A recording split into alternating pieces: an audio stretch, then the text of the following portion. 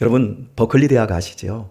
네, 들어보시긴 하셨지요. 아이비 리그, 그러니까 미국에서 가장 그 상위권 대학의 그 그룹들 아이비 리그에 속해 있는 버클리 대학.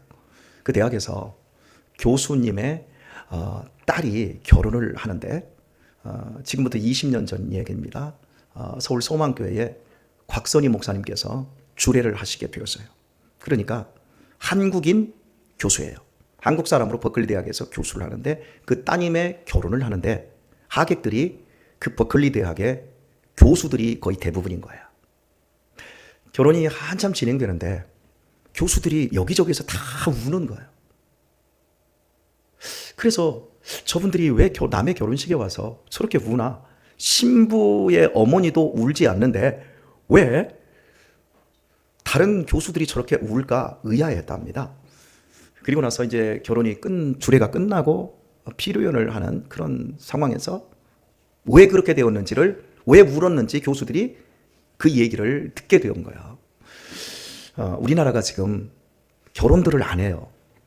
결혼을 해도 또 아이를 안 낳습니다.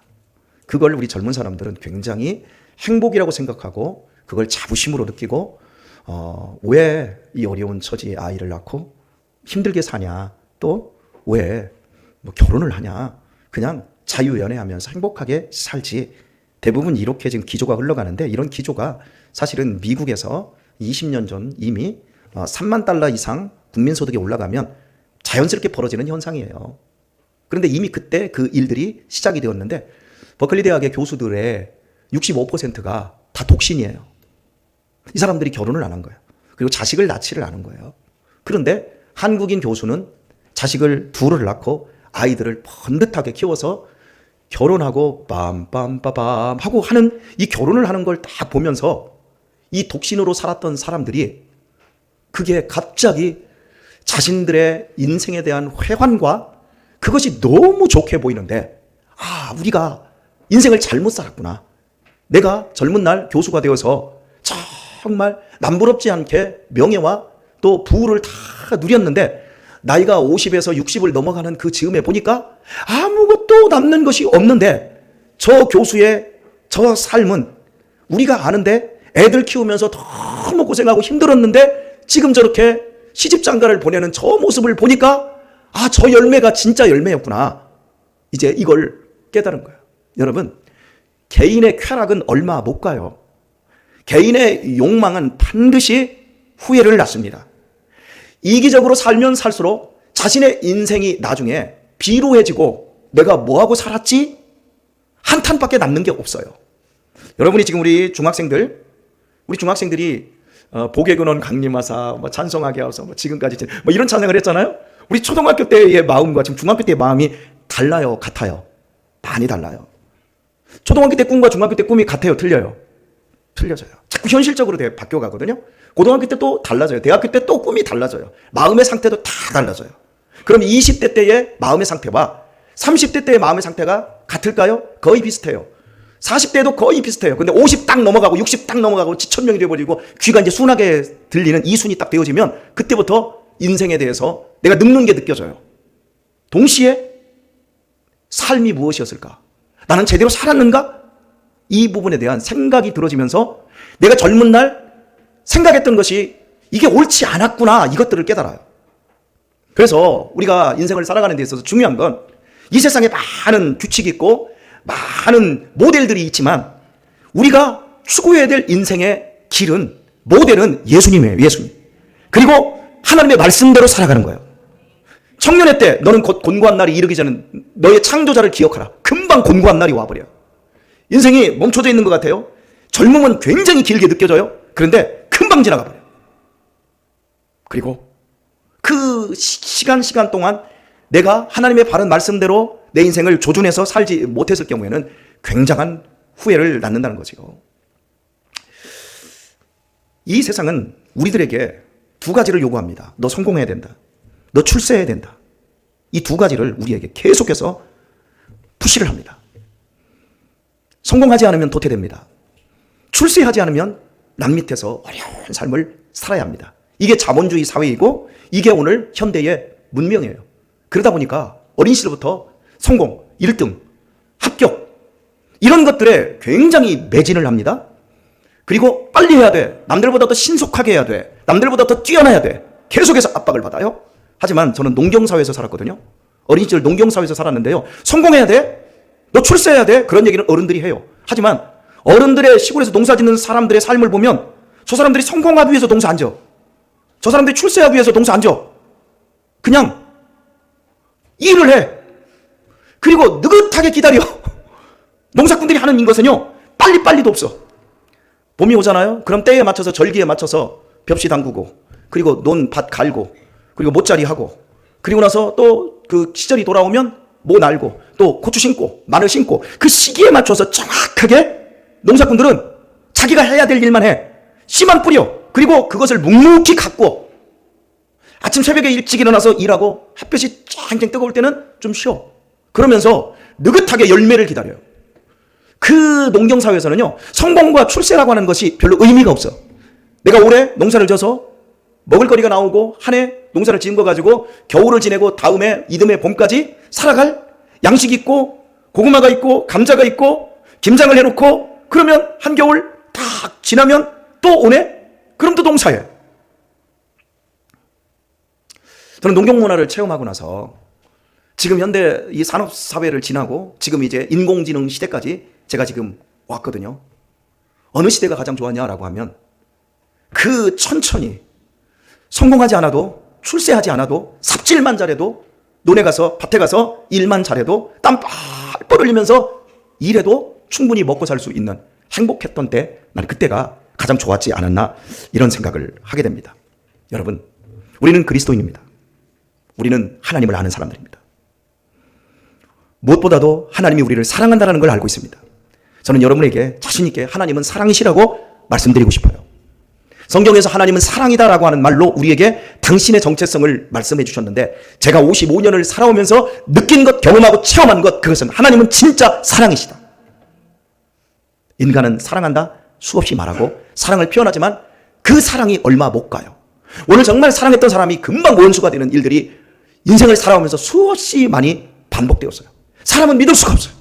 아니, 나 자신을 믿을 수가 없어요. 그러나 하나님은 나의 그 멍청이 같던 시절, 나의 그 무지했던 시절, 나의 바보 천치 같았던 생각에 미천한 시절에도 하나님은 나를 여전히 사랑해 주셨고, 그리고 지금도 여전히 하나님은 나를 사랑하신다라고 하는 걸, 그걸 저는 느껴요.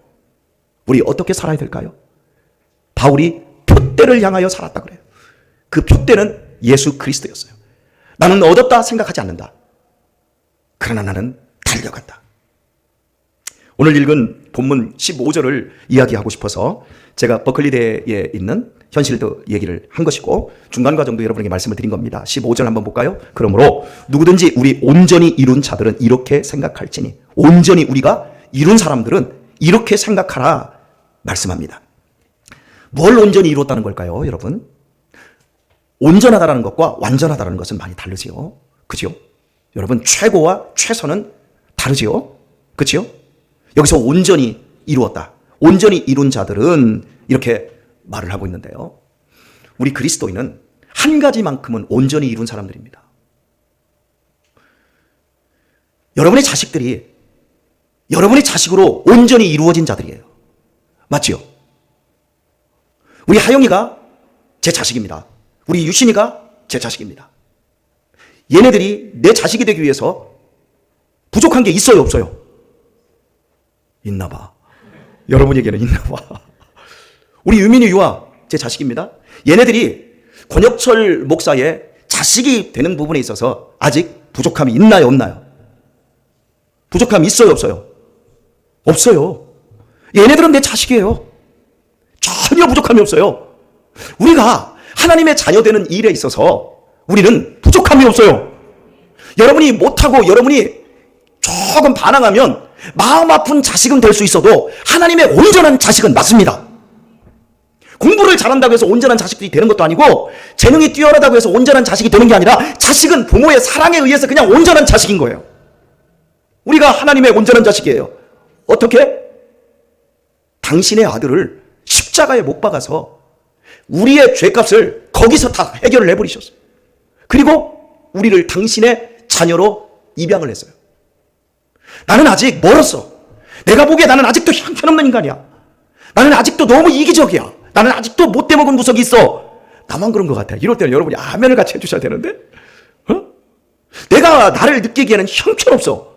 하지만 하나님이 나를 보실 때는 눈에 넣어도 아프지 않을 자식이에요. 이게 우리가 이 땅에서 이룬 한 가지 온전한 거예요. 이거 외에는 온전한 게 아무것도 없어. 내일을 예측할 수가 없어. 우리의 인생 아무것도 보장 못해. 여러분이 지금 어떤 계획을 세웠어도 그 계획이 이루어진다라고 하는 보장은 아무것도 없어. 우리가 무슨 꿈을 꿔도. 우리의 인생 속에서 온전히 이룬 것은 아무것도 없어요. 우리의 마음뿐이요. 우리나라 남자들이 78세가, 남성들이 78세가 기대 수명이에요. 여자들은 83세가 기대 수명이에요. 기대 수명을 넘어가는 사람도 있고 기대 수명에 못 미치는 사람도 있어요. 아무것도 우리에 대해서 자신할 게 없어요. 여러분, 내가 갑자기 심장마비로 내가 갑자기 무슨 큰 사고를 당했다? 그러면 구급차가 와가지고 내 이 코에다가 인공 산소호흡기를 빡 박는 그 순간에 1시간에 31만 원씩 병원비를 내야 됩니다. 그러면 1시간에 31만 원씩이면 24시간이니까 하루면 돈이 얼마 들어가요? 계산이 안 되나? 24시간. 그러니까 여러분이 오늘 하루 그냥 여러분의 코로 이렇게 좀 숨을 쉬고 있잖아요. 이게 지금 얼마짜리인 줄 알아? 1시간에 31만 원씩 지금 그냥 공짜로 숨을 쉬는 거예요. 여러분 요즘 이 심장을 인공심장으로 바꾸잖아요. 인공심장으로 바꾸는데 얼마인 줄 알아요? 5억이 5억. 와, 5억짜리. 할렐루야. 이게 이러고 우리 살아요. 눈 하나 잘못돼서 눈 하나 이렇게 안구 기증 받아지게 하잖아요. 이거 보통 8천에서 1억이요.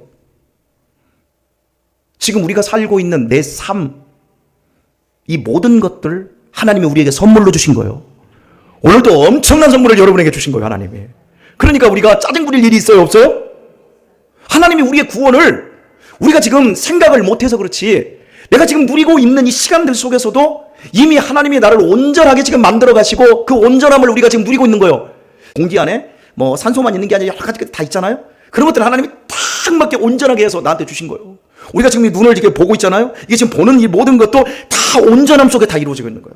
그런데 최고의 온전함이 뭐냐면 하나님이 그의 아들 독생자를 우리를 대신하여 우리의 죄값을 대신하여 십자가에서 영원히 지옥 형벌을 거기서 끝내버렸다는 사실이에요. 하나님 여러분 사랑하십니다. 그리스도인은 이게 정확해야 돼요. 이게 안 되면 교회 와서 교회에서 종교적인 덕을 쌓으려고 하고 종교적인 어떤 명분을 가지고 싸워서 아직은 내가 구원을 못 받았는데, 아직 내가 온전하지 않았는데 내가 온전해야 된다 한다고 분투하다가, 그렇게 분투하다 보면 자꾸 보상심리가 생기잖아. 같이 못하는 사람들을 보면 못한다고 또 꾸중하고. 그렇죠? 여러분, 바울은 말합니다. 온전히 이룬 자들은, 여러분 모두 온전히 이룬 자들입니다. 이걸 우리가 인정해야 돼요. 이게 믿음인 거예요. 우리 어린이들, 우리 학생들, 목사님 얘기가 뭔 얘기인지 모르지. 저는 여러분들을 위해서 오늘도 이렇게 기도했어요. 하나님, 쟤네들이 아직 아무것도 모릅니다. 하지만 시간과 공간, 세월을 관통하면서 하나님은 사랑이시라는 것을 알게 해주시고 누리게 하시고 감격하게 하시고, 하나님 그렇게 복을 주세요. 저는 얘들 많을 때 더 몰랐어요. 하지만 지금 너무 많이 알아요. 여러분들이 누릴 기쁨, 여러분의 인생에서 여러분이 경험할 하나님의 은혜에 대해서 여러분 남은 인생 동안 감격할 수 있게 되기를 축복합니다. 말씀 맺도록 하겠습니다. 세상 사람들은 예측이 가능합니다. 예를 들어서 공부를 잘하는 애들, 걔가 이번에 서울대에 갔다. 그런데 그 과가 서울대 법대다. 그 앞에 인생이 예측이 돼요, 안 돼요? 어떻게 되죠? 서울대 법대다 로스쿨 통해서 판사나 검사, 최소한 변호사가 되고 돈 많이 벌 것이고 안정적인 인생을 살 것이다. 예측이 돼요. 맞죠? 자, 공부를 잘했어. 의대에 들어갔어. 정원 2,000명 들린대. 빨리 다시 공부해. 회사에서 스트레스 받는 사람들, 좀 머리 있는 사람들, 동민이 다시 한번 가. 매은이가 돈 벌고. 자, 의대 들어갔어. 예측이 돼, 안 돼? 연봉 최소 얼마? 3억, 4억. 예측돼요. 그럼 어떻게 되겠어? 차는 뭐, 집은 뭐, 결혼은 어떻게? 다 예측이 딱 돼. 대부분은 다 예측이 돼요. 그런데 내가 예수님을 믿었어. 내 인생이 예측돼야 안 돼. 예측이 안 돼. 제가 믿은 바 예측이 전혀 안 된다니까. 예측이 된다. 그러면 여러분 따라서 합시다. 난 비루한 사람. 예측이 되는 순간 내가 교회 안으로, 믿음 안으로 세상적인 프레임을 가지고 온 거야. 하나님이 나를 어떻게 변화시킬지를 몰라. 하나님이 나를 어떻게 쓰실지를 몰라. 내가 왜 이러는지 내가 몰라. 그렇게 간다니까요. 나는 어떤 사람하고 나 싫어. 그런데 그 사람하고 결혼한다니까. 나는 죽어도 개척 안 해. 내가 개척했어. 예측 불가능. 나는 저런 목사님 밑에서 나는 신앙생활 안 해. 근데 여러분이 내 밑에 와 있어. 나는 저런 장로님하고는 난 못할 것 같아. 그런데 그 장로님하고 같이 목양을 해요. 그렇다니까요. 그래서 인생은 예측이 가능하면요 비루해지는 거예요. 예측이 가능해. 그래서 돈은 이만큼 벌고 이렇게 해. 그럼 그 안에서 막 이러고 사는 거예요. 예측이 가능해. 나 독신으로 살아. 괜히 내가 결혼해가지고 애 낳고 그러다 보면 나는 내 인생을 못 즐기잖아. 결과가 뭐냔 말이요. 60 넘어서 통곡하며 우는 것밖에 더 있어요. 여러분의 인생에서 지금 막 정말 막막하고 정말 어떻게 해야 될지 모르겠고 앞으로 뭐 비전도 안 보이고 뭐 교회 왔다고 해서 막 머리가 좋아지는 것도 아니고 이렇게 예배 나왔다고 해서 학교에서 막 보너스 점수를 주는 것도 아니고 3년 동안 교회에서 열심히 신앙생활 열심히 했다고 해서 대학 갈 때 거기서 인센티브를 주는 것도 아니고 그죠? 아무것도 예측할 건 없어. 오히려 더 예측이 안 돼. 그런데요 하나님이 여러분 사랑하십니다. 여러분 굶기지 않습니다. 여러분을 불행으로 몰아가지 않습니다. 왜요? 따라서 합시다. 하나님은 사랑이시니까. 믿습니까? 이 믿음 안에서 여러분의 남은 생에 나는 온전히 이룬 사람이야. 그리고 다음을 생각할 수 있기를 바랍니다. 다음 말씀은 다음 주에 할게요.